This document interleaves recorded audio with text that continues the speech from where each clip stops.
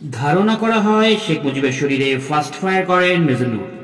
শেখ মুজিবের পরিবারের সবাইকে হত্যা করার বিষয়ে জানতে চাইলে পরবর্তী সময়ে মেজর নূর বলেন, ওরা আমার নেতাকে খুন করেছে, আমি সবাইকে মেরে প্রতিশোধ নিয়েছি। সিরাজ শিকদারের বোন শামীম শিকদার জানান, সিরাজের দেহে গুলির চিহ্ন পরিষ্কার প্রমাণ করে যে স্টেনগান দিয়ে বুকে 6টি গুলি করে হত্যা করা হয়েছিল। সিরাজ শিকদারকে শেখ মুজিবের নির্দেশেই হত্যা করা হয়েছে বলে সারা শহরে রটে গেল। তখন 19 বছরের তরুণী শামীম শিকদার তার ভাইয়ের হত্যার প্রতিশোধ নেওয়ার সিদ্ধান্ত নিল। সে সর্বহারা পার্টির কাছ থেকে একটা রিভলভার পেয়েছিল এবং তার ভাইয়ের হত্যাকারীকে হত্যা করার সুযোগের সন্ধান করছিল। শামীম বাংলাদেশের শ্রেষ্ঠ ভাস্করদের একজন। বলাই বাহুল্য, শামীম শিকদার তার মিশনে সফল হতে পারেনি। এই হত্যাকাণ্ডের পর বাংলার বাণীর সম্পাদকীয়তে লেখা হয়, বিপ্লব করিবার জন্য চারু মজুমদারকে যে কল্পনা বিলাসে পাইয়া বসিয়াছিল তার পরিণতি সকলের জানা থাকার কথা। সিরাজ শিকদারের পরিণতি তাহার চাইতে ভিন্নতর কিছু হয় নাই। সিরাজ শিকদার ধৃত হইয়া মৃত্যুবরণ করিবার পর আশা করা যায় যাহারা এই দেশে সন্ত্রাসবাদী তৎপরতাকে রাজনৈতিক কৌশল হিসেবে গ্রহণ করিয়াছিল তাহারা অতঃপর নিজেদের ভুল ধরিতে পারিয়াছেন। 2001 সালে অবমুক্ত করা সিআইএর গোপন দলিল বা সিরাজ শিকদার হত্যার 3 দিন পরে গ্রন্থিত হয়েছিল। সেখানে সিরাজ শিকদারকে সন্ত্রাসবাদী নেতা হিসেবে উল্লেখ করা হয়েছিল। দলিলে পুলিশের ভাষ্যরী পুনরাবৃত্তি করে বলা হয়, পুলিশের কাছ থেকে পালানোর সময় সিরাজ শিকদার গুলিবিদ্ধ হয়ে নিহত হয়।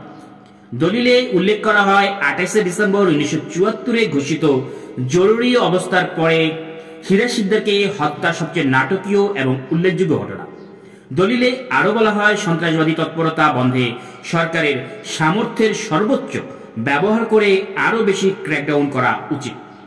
সিআইএ এর গোপন দলিলে এটা স্পষ্ট যে সিআইএ দৃশ্যত সিরাজ শিকদারের হত্যাকাণ্ডে উৎফুল্ল হয়ে সরকারকে আরো বেশি এমন ঘটনা ঘটানোর জন্য উৎসাহ দিয়েছিল। তবে দলিলের শেষে এই আশঙ্কাও প্রকাশ করা হয়েছিল যে সিরাজ শিকদারের হত্যাকাণ্ড সরকারের জন্য কাউন্টার প্রোডাক্টিভ হতে পারে, কারণ নানা দলে ও উপদলে বিভক্ত সন্ত্রাসীদের ঐক্যবদ্ধ হবার জন্য সিরাজ শিকদারের শহীদ ইমেজ কাজ করতে পারে। সৈয়দ আলী আহসান জাহাঙ্গীরনগর বিশ্ববিদ্যালয়ের উপাচার্য। সাভারে বিশ্ববিদ্যালয় এলাকায় পশ্চিমাঞ্চলের কয়েক একর জমি রক্ষী বাহিনীর জন্য সরকারিভাবে অধিগ্রহণ করা হয়েছে। সেখানে পানির কোনো ব্যবস্থা ছিল না। বিশ্ববিদ্যালয়ের সঙ্গে তাদের একটি সমঝোতা হয় যে প্রতিদিন সকালে 1 ঘন্টার জন্য, বিকেলে 1 ঘন্টার জন্য বিশ্ববিদ্যালয়ের 4র্থ শ্রেণীর কর্মচারীরা বাসস্থানের কাছে যে পানির ট্যাঙ্কটি আছে সেখান থেকে রক্ষী বাহিনী পানি নেবে। আতর্কিতে একদিন 4র্থ শ্রেণীর কর্মচারীদের সঙ্গে রক্ষী বাহিনীর কয়েকজনের গোলযোগ বাজে এবং রক্ষী বাহিনীর লোকেরা জাহাঙ্গীরনগর বিশ্ববিদ্যালয়ের 2জন 4র্থ শ্রেণীর কর্মচারীকে বেঁধে নিয়ে যায়।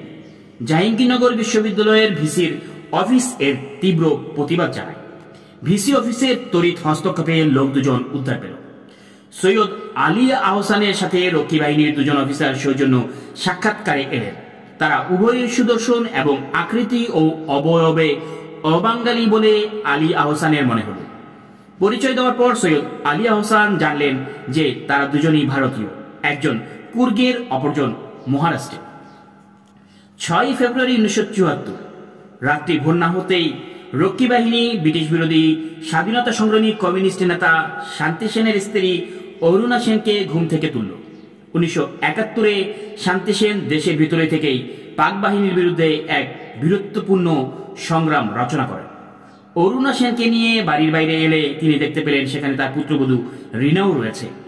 তাদের নিয়ে তারা প্রায় 2 মাইল দূরে ভেদরগঞ্জ রক্ষী বাহিনী ক্যাম্পের দিকে রওনা হল।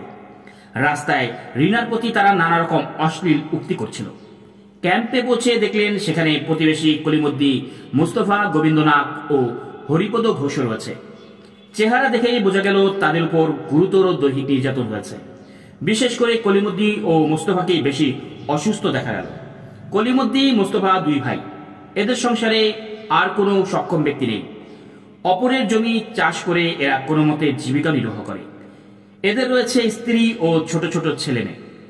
ক্যাম্পে আসতেই অনেক রক্ষী বাহিনী সদস্য এসে বন্দীদের ঘিরে ধরালো। শুরু হলো রিনার উপর অপমান বৃষ্টি। কেউ অশ্লীল মন্তব্য করে, কেউ চুল টেনে ধরে, কেউ চর মেরে, কেউ খোঁচা দেয়। এমনই সব বর্বরতা। বন্দীদের রোদের মধ্যে বসিয়ে রেখে তারা চলে গেল। সন্ধ্যায় তাদের একটি কামরায় ঢুকালো। অনেক রাত্রিরে রিনাকে তারা দোতলায় নিয়ে গেল।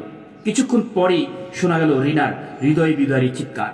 প্রায় ৮ ঘন্টা পর আত্মনাদ স্তম্ভিত হয়ে গেল, থেমে গেল। নিস্তব্ধ রাত্রির অন্ধকার ভেদ করে রিনাকে গভীর রাত্রে তারা এনে কামরার মধ্যে ফেলল। রিনার অর্ধচেতন দেহ বেতের আঘাতে ক্ষতবিক্ষত, রক্ত ঝরছে।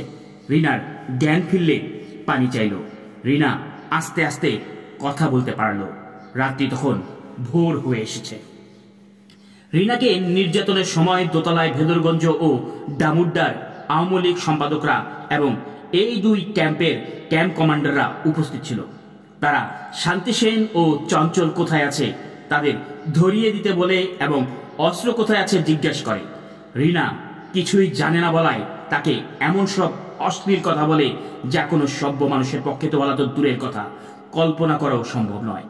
কিছুক্ষণ জিজ্ঞাসা ও গালি দেওয়ার পর ভেদরগঞ্জ ক্যাম্পের কমান্ডার বেত নিয়ে তার উপর ঝাঁপিয়ে পড়ে।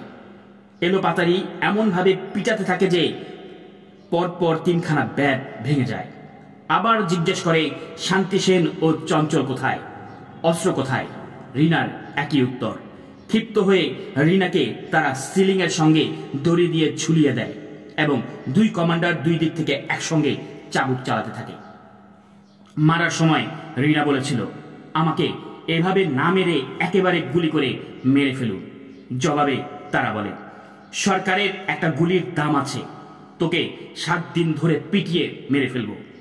অল্প পরেই রিনা অচেতন হয়ে যায়, কিন্তু তারা এই দেহের উপরই চাবুক চালাতে থাকে। জ্ঞান ফিরে এলে রিনা দেখে যে সে মেঝের উপর পড়ে আছে। পানি চাইলে তাকে পানিও দেওয়া হয়নি। কমরেড শান্তি সেনের স্ত্রী রক্ষী বাহিনীর কাছে আটক হওয়া ও নির্যাতন নিয়ে এরকম একটি লিখিত বিবৃতি দিয়েছিলেন। সেই সময়ে এই বিবৃতি দারুণ চাঞ্চল্যের সৃষ্টি হয়।